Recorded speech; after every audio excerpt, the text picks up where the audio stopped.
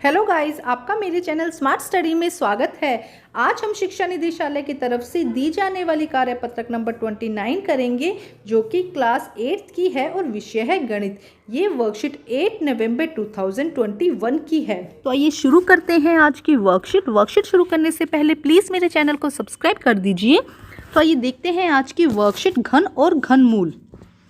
प्यारे बच्चों, हम घन और घनाकार ठोस आकृतियों के बारे में जानते हैं। जिस प्रकार वर्ग आयत जैसी द्विविमीय आकृतियों की लंबाई और चौड़ाई होती है, क्षेत्रफल वर्ग सेंटीमीटर में लेते हैं, उसी प्रकार घन और घनाभ त्रिविमीय आकृति होती है। इन आकृतियों की लंबाई चौड़ाई ऊंचाई होती है। आयतन घन सेमी में लेते हैं।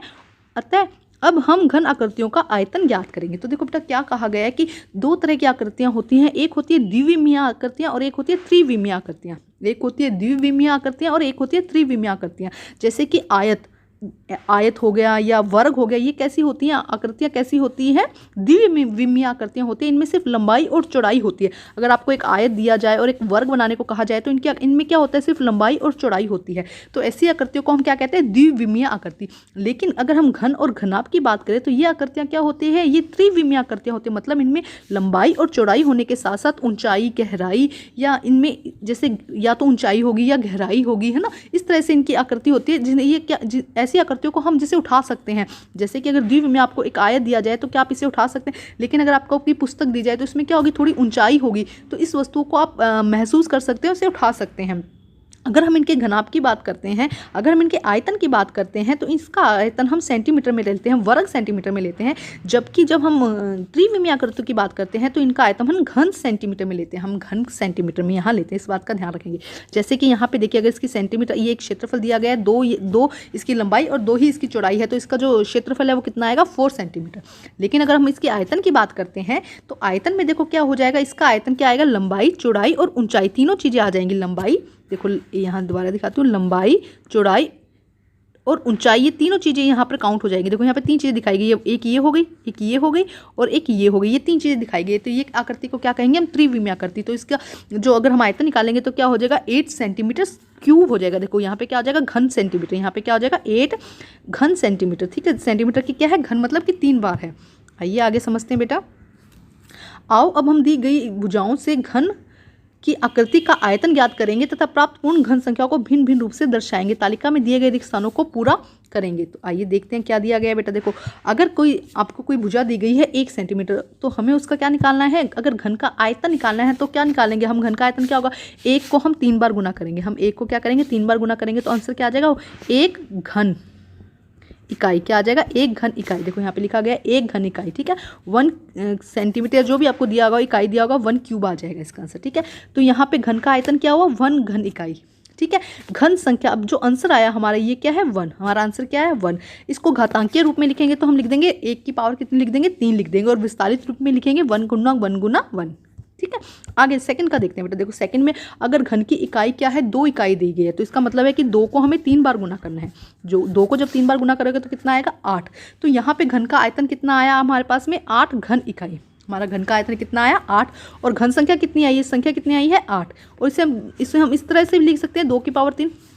इसको हम इस तरह से भी लिख सकते हैं, 2 की पावर 3 लिख दिया या 2 की क्यूब लिख दिया हमने।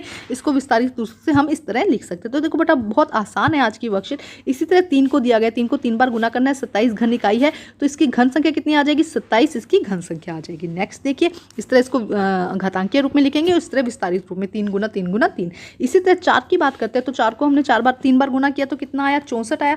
तो 64 इसकी घन इकाई हुई और यहाँ पे 64 इसका क्या हुआ? घन संख्या हुई। इसको विस्तारित रूप में हम घातांकीय रूप में किस तरह लिखेंगे? 4 की पावर 3। और विस्तारित रूप में किस तरह लिखेंगे बेटा? 4 गुना 4 गुना 4। बहुत आसान है बेटा ये।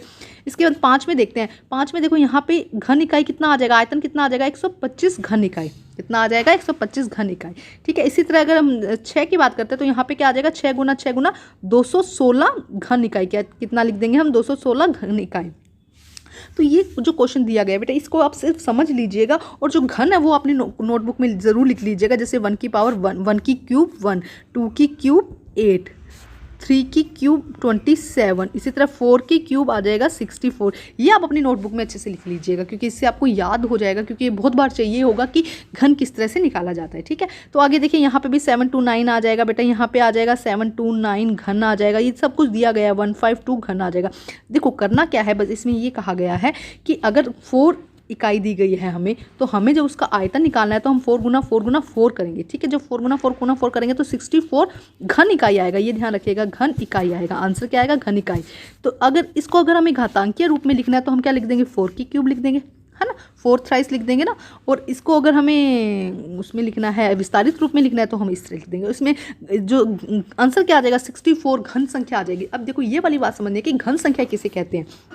तो देखो घन संख्या किसे कहा जाता है बेटा, कि जब एक संख्या को स्वयं से 3 बार गुना किया जाता है तो पूर्ण घन संख्या प्राप्त होती है। जब किसी भी संख्या को हम 3 बार गुना करते हैं, उसी संख्या को, जैसे कि अगर हमने 5 लिया है तो हम 5 को ही 3 बार आपस में गुना करेंगे, इससे हम गुना करेंगे। जब जो आंसर आएगा, जैसे कि 125 आंसर आया हमारा, तो 125 क्या है? ये घन संख्या है। तो 125 जो है वो क्या है बेटा? घन संख्या है। ठीक है, अब देखिए आगे कुछ लिखा है, इस प्रकार हम देख सकते हैं कि 1, 8, 1, 8, 27, 64, 125, 216 कुछ विशेष प्रकार की संख्याएं हैं जिन्हें हम घन का आयतन ज्ञात करते हुए प्राप्त हुई है। अतः इन संख्याओं को हम पूर्ण घन संख्या कहते हैं। तो देखो हमने क्या किया, पहले 1 को हमने 3 बार गुना किया, 2 को 3 बार, 3 को, 4 को, 5 को, सबको हमने जब 3 बार गुना किया तो हमें 1, 8, 27, 64, 125, 216 इस तरह की संख्याएं प्राप्त हुई है। तो ये संख्याएं क्या है? पूर्ण घन संख्या। इन संख्या को हम क्या कहते हैं? पूर्ण घन संख्या। वो संख्याएं जो आपस में 3 बार डिवाइड होती है, एक संख्या को जो स्वयं से 3 बार गुना किया जाता है, तो वह पूर्ण घन संख्या बन जाती है। तो आप यहाँ 1 से लेकर 10 तक की घन संख्याएं लिखेंगे बेटा। ठीक है, कौन का आंसर क्या है। ठीक है, अब आगे की क्वेश्चन हम करते हैं। देखो क्या दिया गया वर्कशीट में बेटा, नीचे दी गई संख्याओं के घन ज्ञात करने हैं। तो देखो घन ज्ञात करने के लिए हम क्या करेंगे बेटा, यहाँ पे देखो 11 को जब 3 बार गुना किया जाता है तो आंसर क्या आता है? 1331। ठीक है, नेक्स्ट अगर 12 को 3 बार गुना किया जाए तो क्या आएगा? 1728। इसका निकालने का एक आसान तरीका भी है, वो मैं आपको नेक्स्ट बताऊंगी। आज की वर्कशीट में सिर्फ हम क्वेश्चन आंसर करेंगे। 13 का वर्ग अगर हमें निकालना हो, 13 का वर्ग हमें निकालना हो तो इसका क्या आंसर होगा बेटा? 13 का इसका मतलब क्या होगा? देखो विस्तारित रूप लिखो, 13 गुना 13 गुना 13। तो इसका आंसर क्या हो जाएगा बेटा? 2197। ठीक है, नेक्स्ट है अगर 14 का वर्ग हमें निकालना हो, सॉरी वर्ग नहीं बेटा, घन कहेंगे हम, 14 का घन, मैं वर्ग बोल गई वो गलत है, 14 का घन निकालना है, 14 की क्यूब निकालनी है। तो 14 की क्यूब क्या हो जाएगी? 2744। ठीक है, ये हो जाएगा 1 2 3 4। हमने ये कर लिया। अब हम देखते हैं नेक्स्ट, आगे देखिए क्या होगा बेटा नेक्स्ट में। नेक्स्ट देखिए अगर 15 की क्यूब हमें निकालनी है तो उसका आंसर क्या आएगा? 3375। इसी तरह अगर 16 की क्यूब हमें निकालनी है तो उसका आंसर क्या होगा? 4096। ठीक है, उसी तरह 17 की क्यूब निकालने का क्या आंसर आएगा? अगर 17 के क्यूब का क्या आंसर होगा बेटा? 17 गुना 17, अगर इसको विस्तारित रूप में लिखेंगे तो इसका आंसर क्या होगा? 4913। ठीक है, इसी तरह 18 की क्यूब निकालने पे क्या आंसर आएगा? 5832। ठीक है, तो ये इसकी क्यूब निकालने का तरीका है बेटा। अगर इसका आसान तरीका आप जानना चाहते हैं तो प्लीज़ मुझे कमेंट करके बताइएगा कि मैम इसका आसान तरीका बता दीजिए। अगर आपका रिस्पॉन्स होगा, आप चाहते हैं बताना, तो मैं आपको ज़रूर नेक्स्ट वीडियो बनाऊंगी जिसमें कि आपको इसका आसान तरीका कि ईजी वे में हम क्यूब किस तरह से निकाल सकते हैं। जैसे कि मैंने आपको घन का, मैंने आपको स्क्वायर का भी शायद इजी फॉर्मूला बताया था कि किस तरह हम स्क्वायर निकाल सकते हैं, वैसे ही घन का भी आपको इजी फॉर्मूला बताऊंगी। नेक्स्ट देखते हैं बेटा क्या दिया गया है वर्कशीट में। एक सेकेंड बेटा, सॉरी।